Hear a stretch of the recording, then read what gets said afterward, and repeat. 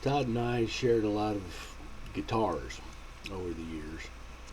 About a year ago, he gave me his Fender Telecaster, which he bought it new in about '83. Um, he gave it to me. I've actually had it before. I did some modifications to it that I told him I thought he should have. He's like, go ahead and go for it. So of course it's not original, but it's a good playing guitar. He figured that's the one I wanted, and I'm like, yeah, sure, I'll take it. So I've had it for about a year. Anyway, um, February the 12th, just a few days ago, uh, Gibson was having an employee sale on guitars. Todd's been wanting the J200 Gibson Jumbo for a long time.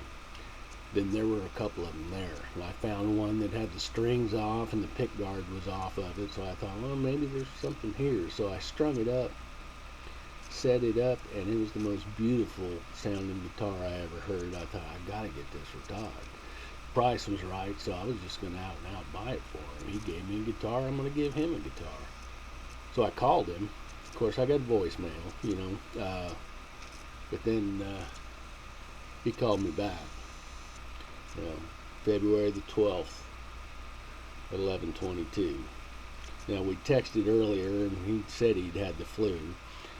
But when I was talking to him, I said, "Gosh, your voice sounds terrible," and it did. He didn't sound good at all.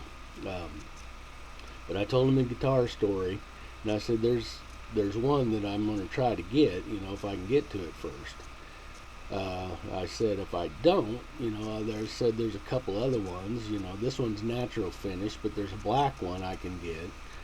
And I said, do you want any other guitar if I can get it? And the last thing he said was, I'll take a Jumbo.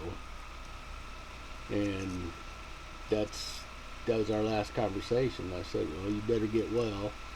And he said, okay, and laughed a little bit. That phone call was on February 12th. It lasted 3 minutes and 13 seconds at 11:22 a.m.